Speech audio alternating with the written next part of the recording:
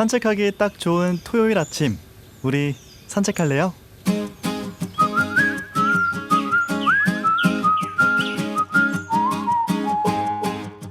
떨어지는 나뭇잎을 잡으면 소원이 이루어진다는 말에 나뭇잎을 잡기 위해서 이리저리 손을 뻗고 폴짝폴짝 뛰어도 봅니다.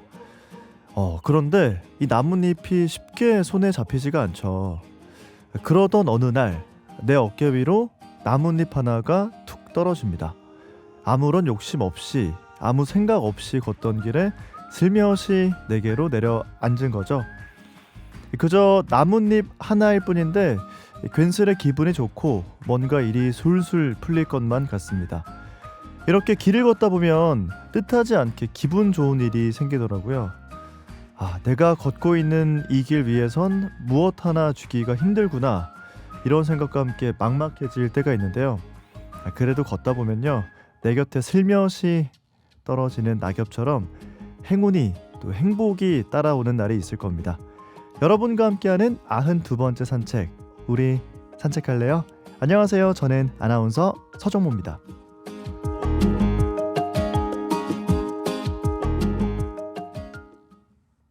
시청역이 도보 2분의 차, 대형마트도 근처에 차, 초등학교도 안심통학권에 차, 착착착 집중 밀차. 신주거타운의 중심에서 누리는 초집중 라이프. 시청역 해모로 센티아. 아파트 11월 오픈 예정. 051-861-7952 HJ중공업.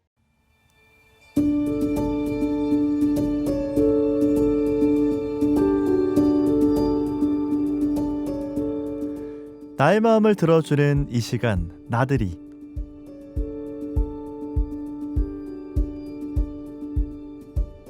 네, 오늘은 나의 마음의 이야기를 들어주고 무거운 짐을 들어주는 이 시간, 나들이로 함께하겠습니다. 오프닝에 말씀드린 것처럼 이 나뭇잎이 어깨 위에 떨어졌을 때 낙엽이네? 하고 휙 치워버리는 사람이 있는가 하면, 반면에 야, 낙엽이네 라고 하면서 반기는 사람이 있습니다. 이 낙엽을 어떻게 바라보느냐, 이 차이가 일상의 행복을, 인생의 행복을, 이 행복의 크기를 정하는 게 아닐까 싶어요. 이 낙엽을 반갑게 따뜻하게 바라보는 눈으로 주변을 둘러보면서 여러분들께서도 더 많은 행복감을 느끼셨으면 좋겠습니다. 우리 산책할래요 92번째 산책, 오늘은 김민경 정신건강의학과 전문의와 함께하겠습니다. 안녕하세요. 안녕하세요. 반갑습니다. 김민경입니다. 네, 선생님, 저희가 2달에 한 번씩 보니까 네. 계절이 좀 많이 바뀌어 있네요. 맞아요. 그때는 엄청 더웠는데 네. 오늘은 제법 쌀쌀하더라고요. 맞아요. 예. 날씨가 이제 좀 점점 추워지고 있고 네. 겨울로 가고 있다는 생각이 듭니다. 이제 가을, 겨울이 계절 중에서는 좀 우울감을 더 많이 느끼는 계절이 아닐까 하는 생각이 들거든요. 맞습니다. 이럴 때 이제 보통은 우울할 때 좀 걷는 게 좋다 이런 얘기 하는데, 난 걷기가 좀 귀찮아요. 그거 말고 좀 우울함을 없앨 수 있는 방법 없을까요? 이런 질문하시는 분들께 어떤 이야기를 좀 해드릴 수 있을까요? 네, 사실은 몸을 움직이는 게 제일 좋긴 하거든요. 어떤 효과가 있냐면 네. 양팔을 흔들면서 힘차게 걷는 것만으로도 뇌에서 우울증에 도움이 되는 세로토닌 분비가 늘어난다고 알려져 있어요. 그래서 봄, 가을에 네. 날씨가 좋을 때는 사실 많이들 야외 활동을 하시고 걸을 수 있었지만 더 추워지면 힘들어지잖아요. 네. 그럴 때는 실내에서 몸을 움직이는 활동을 해도 좋습니다. 저는 주로 실내 계단 오르기나 네. 큰 쇼핑몰 같은 실내 걷기도 추천을 많이 드리는데요. 꼭 걷기 좋은 산책로가 아니더라도 어디든지 엘리베이터 대신 계단을 오르고 네. 몸을 움직일 수 있는 활동이라면 뭐라도 도움이 될 것 같고요. 집에서 홈트레이닝 같은 걸 해도 좋을 것 같습니다. 그러니까 몸을 움직이는 수밖에 없다. 맞습니다. 네, 날씨가 네. 추워져서 야외 나가기 힘들다면 실내에서 몸을 좀 움직이시는 게 도움이 된다, 이렇게 말씀드릴 수 있겠네요. 자, 오늘도 사연 2개를 준비해 놨거든요. 첫 번째 사연 먼저 만나고 와서 자세한 이야기 나눠보겠습니다.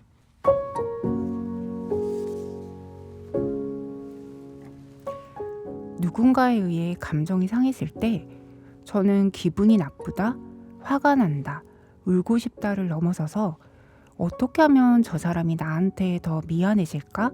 죄책감을 가질까?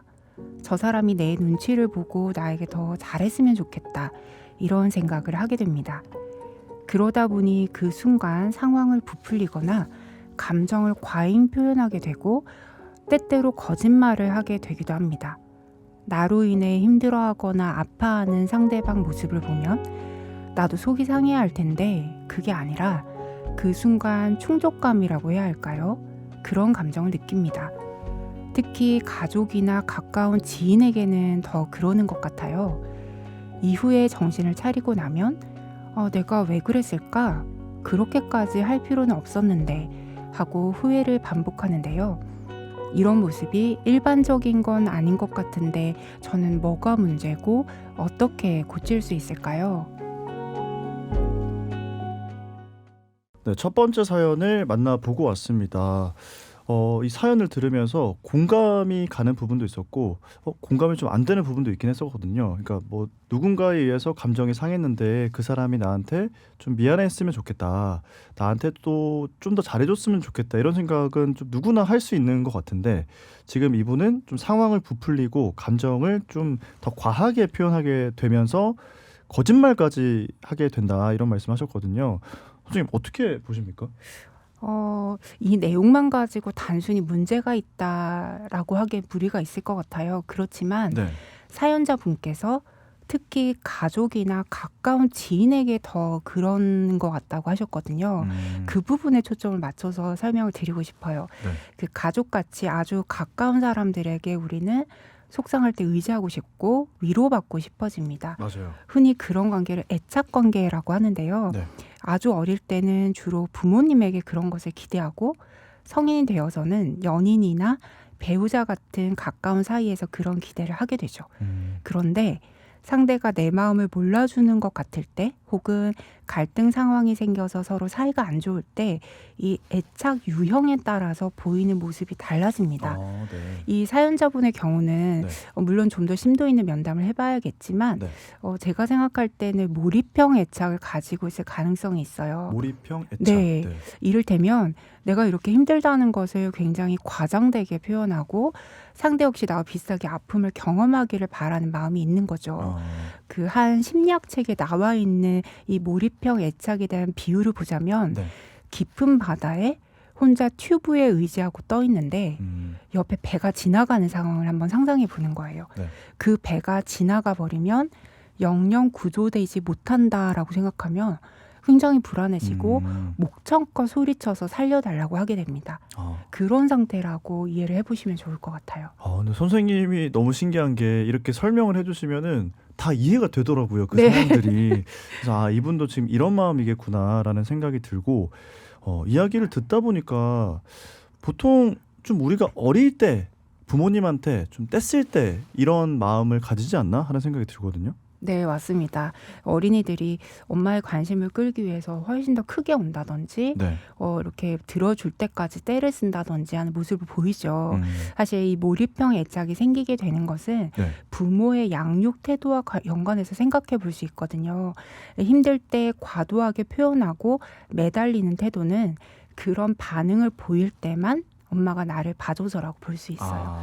그러니까 엄마가 아이가 기분이 좋건 나쁘건 네. 일관되게 관심을 가져주고 사랑해주는 게 아니라 네.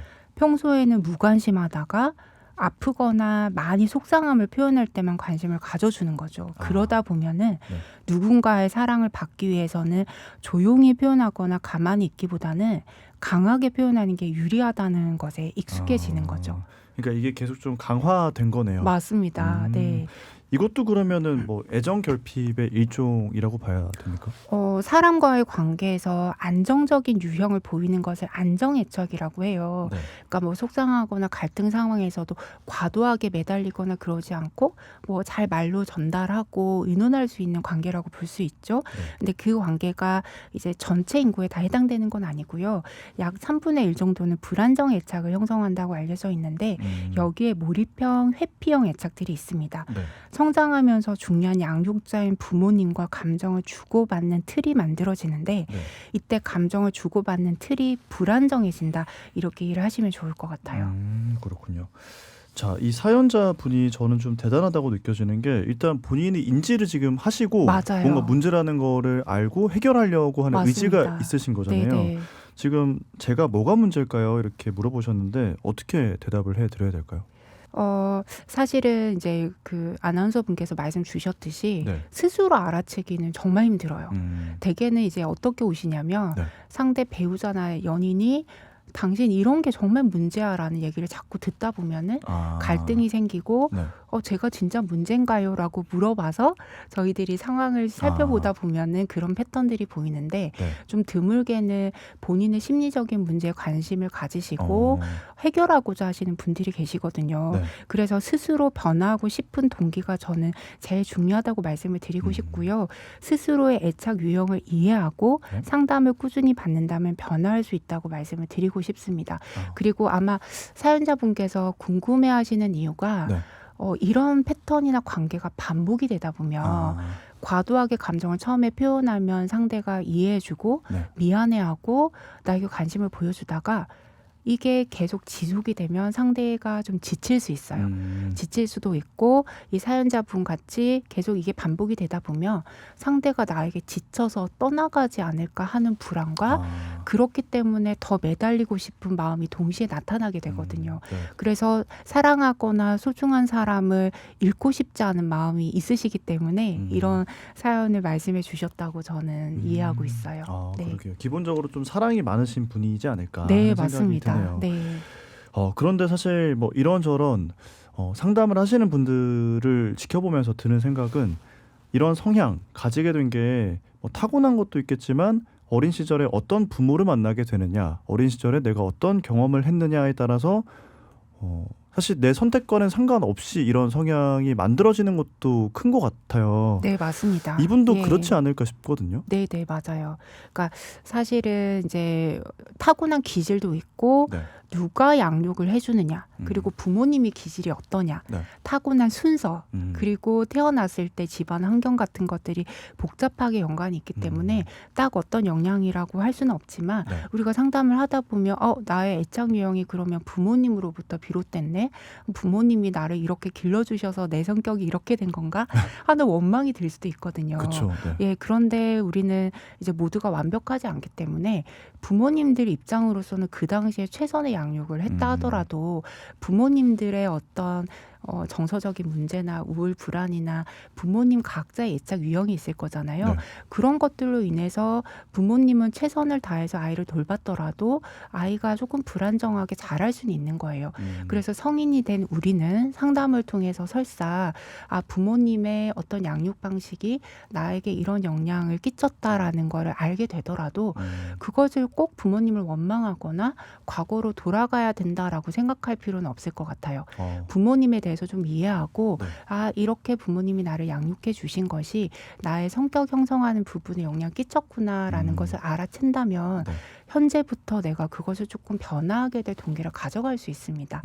예, 성인의 뇌는 과거에는 사실 크게 변하지 않는다는 이론이 많았었는데요. 네. 최근에는 이제 성인의 뇌도 얼마든지 유연하고 누구와 관계를 가져가냐에 따라서 네. 애착 유형도 좀 변할 수 있다라는 연구들이 많거든요. 그래서 너무 과거에 집착하시거나 몰입하실 필요가 없이 네. 나의 지금 현재 관계하는 패턴을 알기 위해서 부모님과의 관계를 살펴보는 것이지 부모님을 원망하거나 내가 이렇게 된 것이 다 부모님 탓이야라고 생각을 하실 필요는 없다는 점 꼭 말씀드리고 싶어요. 네. 저도 근데 비슷한 생각을 한 적이 있어서 저는 이제 사실 뭐 이해는 되잖아요. 어른이 되고 나면 그때 엄마 아빠를 처음 해봐서 미숙한 부분이 있어서 네. 나를 이렇게 했겠구나 네. 이런 이해가 되는데 저는 직접적으로 그냥 어머니한테 엄마가 그때 그렇게 했던 거 이해는 되는데 나 그때 상처 많이 받은 것 같다, 사과해달라 막 이렇게 얘기한 적이 있어요. 그러셨네요. 네, 네. 어머니가 굉장히 당황하시면서 네. 처음에는 부인하시다가 사과를 해주시니까 뭔가 좀 마음이 괜찮아지더라고요. 어머님이 되게 훌륭한 분이시네요. 네. 사실은 이제 내가 심리 치료를 조금 받으면서 나에 대해서 알게 되고 네.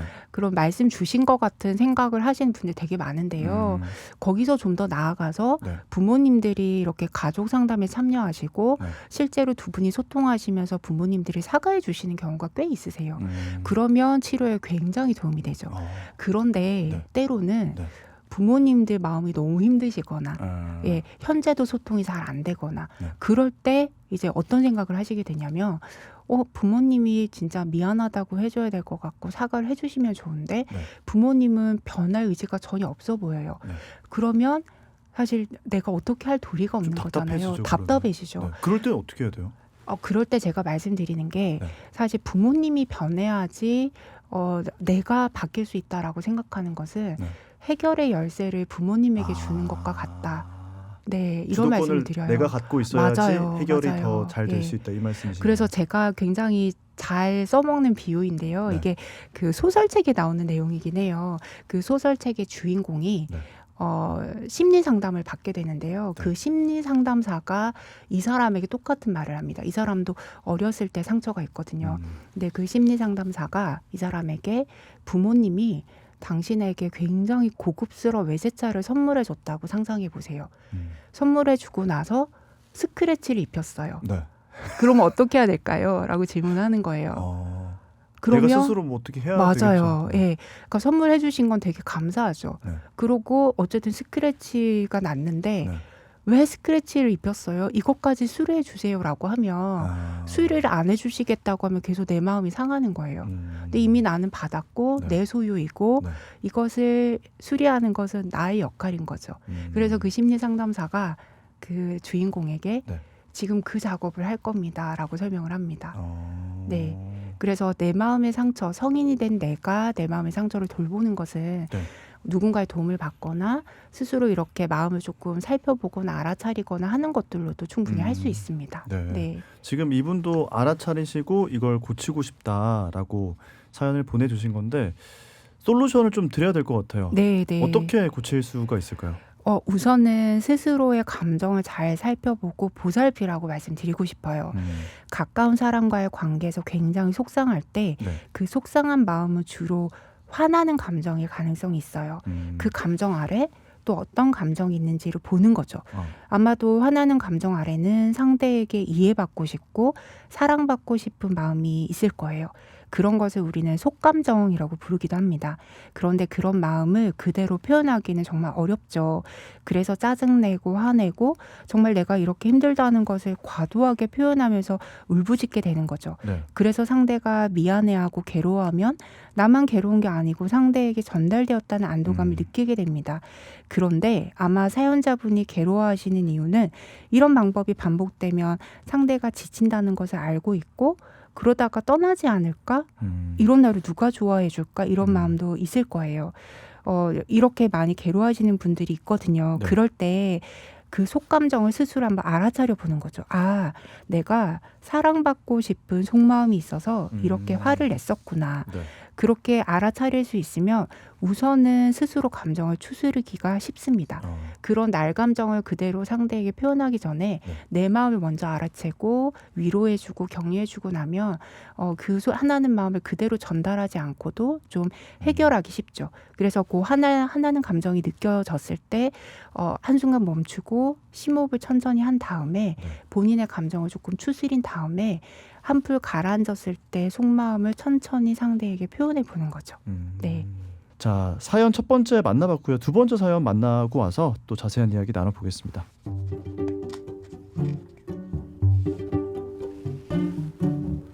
최근 들어서 제가 중독에 취약한 사람인가 하는 생각이 듭니다. 어렸을 때 컴퓨터 게임을 하다가 밤을 새서 부모님께 심하게 혼난 적도 있고요. 요즘도 게임을 하는 시간이 좀 지나치게 많나 싶은 생각이 들기도 합니다. 담배도 피기 시작한 지 이제 거의 10년이 다 됐는데요. 주변에서 하나 둘씩 담배를 끊어도 저는 엄두도 내지 못하고 있습니다. 주변 사람과 뭐 게임, 담배, 술 문제로 다투는 일도 있다 보니까 나한테 문제가 좀 있나? 하는 생각이 들어요. 어떻게 해야 될까요? 네, 두 번째 사연을 만나봤습니다. 아마 공감하시는 분들이 꽤 있지 않을까 싶은데 내가 어떤 거에 중독됐다라는 걸 좀 판단하기가 어려운 것 같습니다. 일상생활은 하고 있기 때문에 뭐 나는 중독은 아닌 것 같은데 싶다가도 내가 중독인가 이런 생각이 드는데 이 중독의 정의 의학적으로 봤을 때는 어떻습니까? 네, 의학적으로 네. 일상생활을 유지하는데 방해가 되냐 안 되냐가 사실 제일 중요한 기준이긴 합니다. 네, 어떤 행동으로 인해서 일상생활이 어렵거나 네. 사회적 기능에 문제가 생긴다면 중독이라고 볼 여지가 많아요. 음. 우선은 그 사용 물질에 대해서 네. 내성이 생기고 끊었을 때 금단 증상이 나타나게 되고요. 또 늘 끊어야지 생각하지만 뜻대로 되지 않고 네. 이로 인해 사람들과의 관계에 문제가 생기고 제발 좀 주의해서 끊으라는 소리를 많이 듣게 됩니다. 술로 예를 들자면 네. 처음에는 그냥 한두 잔 마시는 것으로 스트레스를 풀다가 어느 순간 하루에 2-3병씩 매일 마시게 되고 그러다 회사에 지각을 하거나 아예 못 나가는 날이 많아지게 되죠. 종종 필름이 끊기기도 하고요. 네. 음주 상태에서 싸움을 하게 되기도 하고 주위에서는 술을 끊으라는 요구를 많이 하게 되죠. 이 정도의 상황이 되면 네. 이제 알코올 의존증, 중독 이렇게 진단을 받게 되십니다. 실제로 뭐 이렇게 뭐 게임이나 술이나 담배, 니코틴 중독으로 내원하시는 분들도 많습니까? 네, 사실 다들 건강에 관심을 많이 가지고 계시니까요. 네. 니코틴 중독으로 내원하시는 분은 점차 느시는 것 같아요. 그나마 스스로 니코틴 중독이라고 생각하고 금연을 위해서 병원을 찾는 분들은 변화 의지가 있는 양호한 분들이라고 할 수 있습니다. 그리고 요즘은 국민건강보험공단에서 금연 치료를 나라에서 지원해주는 사업을 하거든요. 맞아요. 예, 그래서 아주 저렴한 비용으로 금연 치료제를 병원에서 처방받을 수 있어서 네. 점차 늘어나는 분위기고요. 그 외에 게임 중독이나 알코올 중독 등은 조금 더 증상이 심하시기 때문에 네. 이 경우는 스스로 찾으신다기보다는 주위 가족들이 너무나 걱정이 되고 네. 염려가 되어서 설득해서 오시는 경우가 더 많은 것 같아요. 그렇군요. 근데 선생님 궁금해지는 게 이 중독이라는 거에 좀 취약한 사람이 따로 있는 건지 궁금하거든요. 네, 그렇다고 좀 알려져 있어요. 여러 가지 요소들이 관여하는데요. 네. 타고나 유전적 부분도 있어서 가족 중에서 중독자들이 있다면 좀 더 가능성이 높아지고요. 그리고 정신적 외상이나 네. 사회적인 격변, 가난도 중독의 위험을 높이는 것으로 알려져 있습니다. 그리고 또 중요한 것이 접근성인데요. 네. 중독 물질을 얼마나 쉽게 접할 수 있냐가 사실 가장 위험한 요소라고 보는 학자들도 있습니다. 미국에서도 네. 마약 중독자가 많은 곳에서 태어난 사람들이 마약을 접할 가능성이 높아지니까 네. 중독에 더 잘 빠져든다는 데이터들이 있거든요. 그래서 그 위험 인자가 사실 집 주소다라고 말씀하시는 분도 계세요. 네.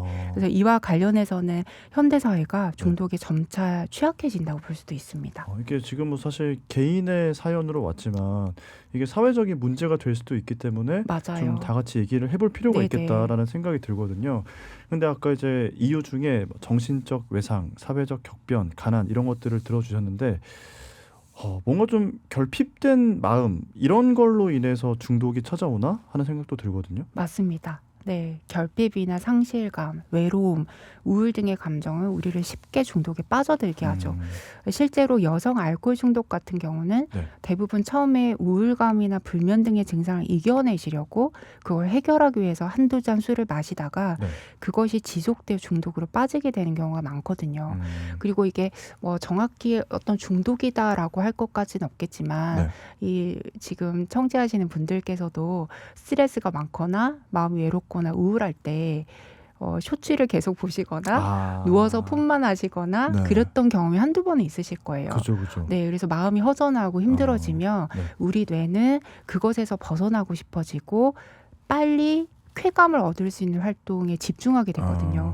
근데 이 중독을 유발하는 물질이라든지 어떤 행동 같은 것들은 네. 우리 뇌에서 공통적으로 도파민을 분비하게 됩니다. 네, 도파민이 빨리 분비가 되기 때문에 네. 그 행동에 빠져들거든요. 그래서 내가 스트레스를 받거나 우울하거나 마음이 힘들 때마다 하는 반복되는 행동이 있다면 네. 그것이 심해져서 중독으로 이어질 수 있기 때문에 유의를 하셔야 됩니다. 그렇군요. 그러니까 진짜 뭐 눈에 보이는 술, 담배 이런 거는 알아차리기가 쉬운데 사실 요즘에 핸드폰 계속 손에 들고 있으면서 맞아요. 네. 영상을 계속 네. 보는 이런 것들도 네. 일종의 중독일 수 있다. 맞습니다. 이런 네. 말씀이시네요. 그리고 폭식을 하시는 분들도 되게 요즘 많으세요. 아. 근데 그 폭식을 하거나 단 음식을 먹는 것, 네. 매운 것을 먹는 것도 네. 최근에는 음식 중독의 개념으로 보고 있거든요. 그래서 음식 중독이라고 의학적으로 아직까지 진단하진 않지만 이것을 왜 중독의 개념으로 보냐면 실제로 연구를 해보면 스트레스를 받아서 단 음식을 자주 먹는 사람의 뇌와 그런 단 음식을 별로 좋아하지 않는 사람의 뇌를 촬영해 보면 네. 단 음식을 자주 먹는 사람에게 아이스크림 하나 줬을 때와 자주 먹지 않는 사람에게 하나 줬을 때 뇌의 활성도가 다른 거예요. 활성도가 어느 쪽이 더 높았을 것 같으세요? 잘 안 먹던 사람이 더 높은 거 아니에요? 맞습니다. 네. 그래서 자주 먹게 되는 게 이미 내성이 아. 생겼다는 뜻이고 네. 하나를 먹었을 때 내가 기분이 되게 좋아졌던 경험이 있는데 그 경험을 하나를 먹었는데 네. 해소가 되지 않는 거예요. 그럼 5개, 10개 배가 부른데도 계속 그 음식을 먹게 되고 멈출 수가 없고 네. 어느 순간 잘못된 행동이란 걸 알게 되는데 지속하게 되는 거죠. 네. 그래서 음식을 많이 먹는 문제, 술을 많이 드시는 문제, 네. 그리고 흡연에 집중하는 것, 좀 심하게는 마약, 네. 게임, 도박 이것들이 결국 빙산의 일각처럼 나타나는 양식은 다 다르지만 근본적으로는 네. 우리 감정의 문제, 스트레스를 조절하는 문제와 저는 굉장히 밀접한 연관이 있다고 생각합니다. 그렇군요. 진짜 뭐 아까처럼 뭐 담배, 술, 마약 이런 거는 누가 봤을 때 문제다 이렇게 저지를 해줄 수가 있지만 먹는 것들은 늘 누구나 다 먹는 거기 때문에 네. 이게 내가 지금 중독인가 이런 생각을 아예 못할 수가 있겠네요. 네, 맞습니다. 굉장히 좀 생각해볼 만한 지점이었던 네. 것 같습니다. 누구나 그러니까 중독에 빠질 수가 있다는 거잖아요. 맞아요. 그러면 나도 너도 우리도 중독에 빠질 수가 있는데 거기서 어떻게 벗어날 수 있을까? 이걸 좀 얘기해봐야 될 것 같아요. 맞아요. 근데 사실은 벗어나려면 네. 내가 중독이라는 것을 인정하는 게 제일 우선입니다. 근데 그게 사실 제일 힘들거든요. 그러니까 방금 말씀하셨듯이 뭐 마약이나 뭐 술이나 이런 거는 누가 봐도 문제다라고 흔히 안다고 말씀 주셨는데요. 네. 주위 사람들은 흔히 아는데 네. 본인들은 잘 모르세요. 아, 네, 이 정도는 괜찮지. 아. 특히 우리나라가 음주에 좀 관대하잖아요. 그렇죠. 네, 그래서 제가 하루에 얼마 정도를 드시냐고 여쭤보면 네. 별로 안 마십니다라고 말씀하시는 게 하루에 뭐 2병 이상씩을 아. 말씀 주시는 분들이 많거든요. 네. 그래서 이게 남들도 다 그러니까 나는 문제가 없어라고 생각하지 마시고 내가 실제로 스트레스를 풀기 위해서 하는 행동들이 네. 내 일상에 좀 지장을 주고 있는지 그리고 이것을 너무 많이 반복하고 있지 않은지 이것들로 인해서 하고 나서 내가 후회하고 뭔가 죄책감을 느끼는지 이런 것들을 조금 돌아보시면서 알아차리는 게 우선 필요하고요. 네. 조금 심한 중독 같은 경우에 이미 뇌가 우리의 두뇌가 내성이 생기고 중독이 된 상태에서는 네. 의지로 그것을 벗어나는 것은 굉장히 힘듭니다. 그래서 그것은 질병의 개념으로 좀 접근하셔야 되고 네. 그럴 때는 병원을 방문해서 이제 중독에 대해서 치료하고 필요하면 약물 처방을 받고 네. 매일매일의 습관들을 건강한 쪽으로 바꾸는 노력을 같이 하셔야 될 것 같아요. 그렇군요. 그러니까 알아차리는 게 제일 중요하고 만약에 이미 좀 중독 상태에 빠져 있다면 혼자서 해결하려고 하지 말고 도움을 받는 맞습니다. 게 필요하다라는 네. 말씀이시네요. 네. 자, 오늘 이렇게 해서 사연 2개 만나봤고요. 선생님 여기서 보내드리겠습니다. 오늘 말씀 감사합니다. 네, 감사합니다. 네, 지금까지 김민경 정신건강의학과 전문의와 함께했습니다. 선생님 보내드리면서 저도 여기서 인사드릴게요. 다음 주 93번째 산책길에서 기다리고 있겠습니다. 지금까지 아나운서 서정모였습니다.